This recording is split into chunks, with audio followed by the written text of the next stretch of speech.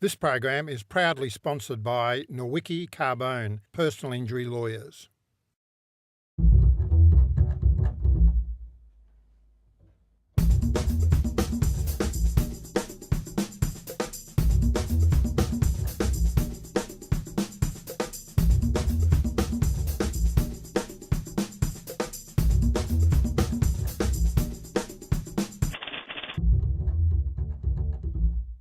Welcome to Conflict of Interest.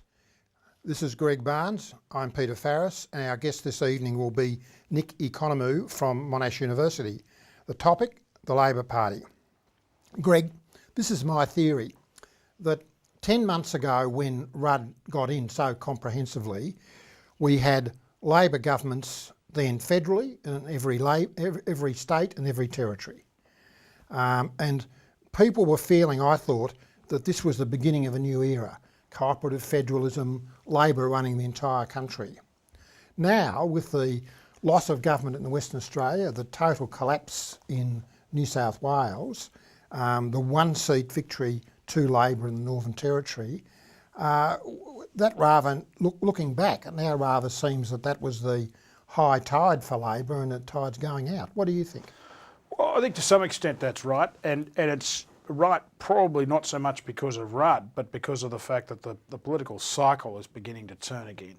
I mean, a lot of these Labor governments, Peter, have been in power for some time. I mean, I think in Western Australia they'd been in power since 2001. In New South Wales, they've been in government since 1995. The Liberals haven't run for 10 years. No, that's right. Anywhere. No, but that's right. And in New South Wales, they've been in government for 15 years. Yeah. But I do think that your point about federalism, what it does to federalism for Kevin Rudd, is interesting. I mean, you know, Colin Barnett is likely to be less cooperative than Alan Carpenter. You know, we don't have, though, we still have, you know, 5 out of the 6 states with Labor premiers. But you've got premiers trying to find their feet, people like Nathan Rees in New South Wales who's just come in. You've got David Bartlett in Tasmania. You know, these are young premiers, just come to the fore. You know, are they going to play nice with Canberra, or are they going to play hardball with Canberra? So, in other words, I think you're right that it shakes it up a bit. Yeah, yeah. So, but what do you think about 10 months ago? Did you think that this was a new era for Labor? Well, I did think it was. I think it was unprecedented. We can ask Nick about that, but I think it's unprecedented in certainly in post-war Australian politics for Labor. Yeah. But I think with the coalition as well. I don't think any one party has controlled everything, Peter. But I did think it was that, and I don't think I expected Alan Carpenter to lose the Western Australian election. Well, I didn't think it would start collapsing so quickly. I mean, because not a loss of government, but the collapse of the government in New South Wales is a pretty important thing to federal Labor. I mean, the Labor Party must be tearing its hair out in New South Wales. I mean, it is in diabolical trouble. I don't think Nathan Rees is the answer. It's a government that's tired. It's the end of its days. It reminds me a bit of the Conservative government in the UK, that John Major led between 92 and 97, which had been in office then, I think, for 18 years by the time they got to the election. It just had the smell of death about it, and nothing could save it. And they couldn't do anything. No. That's what will happen. No. I mean, you're almost inclined to say, look, they'd be better off calling an early election, cleaning the party out, and starting again. Yeah. Well, you know, what'll be interesting though is how long Colin Barnett will survive. One of the things I want to talk to Nick about is how long Colin Barnett's going to survive, because this arrangement he's got with the National Party is an interesting arrangement. Oh, yeah. Are they getting any ministers? Well, they're getting some ministers, but they reserve the right to go outside of cabinet and vote against the government. Isn't it? Well, you would think it's words. You would think it's words. You would think Barnett wouldn't take that risk. Once they get, you know, their lips on the tit of power.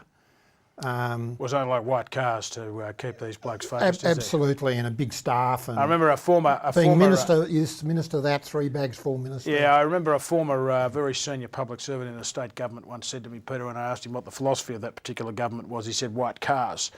And I think that's probably pretty right. But that power sharing arrangement is, of course, not unprecedented either, because in Victoria, Steve Bracks relied on independence. But that was different. That wasn't power sharing. No, well, he relied on them to get they didn't matters get through any the House. Ministries. No, that's right. They were dudded anyway on the agreement. The Labor signed the agreement, they never lived up to it. Yeah, and I think what might happen though is in Tasmania, it'll be interesting to see if Labor at the next election, which is due in 2010, if Labor doesn't get a majority, and it doesn't take much not to get a majority down there, it might have to go into a power sharing arrangement as well with the Greens. Yes. So you'd have the National Well, Party. that'll be a lurch left. Well, that's right. You'd have the National Party in Western Australia in a power sharing arrangement, and in Tasmania you'd have the Greens. Yeah. Peter, where do you read the Victorian political situation? I mean, do you think Brumby's unassailable? Look, everyone says he is. I'm not so sure. I don't think Brumby is not Brax. Brax had a lot of faults, but he was very personable. He came across with these faults. He couldn't put a sentence together, but everyone loved him. Brumby's not like that. Brumby doesn't seem to like people. He's basically unpleasant and nasty. He hasn't got the common touch. He hasn't got a soft touch. And I don't think he knows what to do. They've got immense infrastructure The Liberal problems. Party, on the other hand, is in disarray in Victoria. Yes, but Talk about factionalism.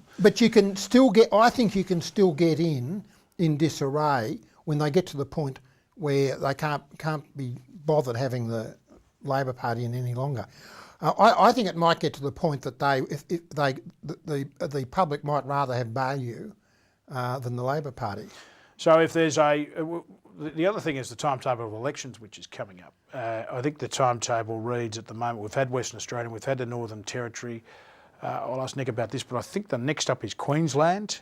Well, she's got some problems. She's got some problems. I mean, the health system there is absolutely dying. Well, and again, they've been in government now since 1998. That's a government that's been around for 10 years. And how's the health system going? It's terrible.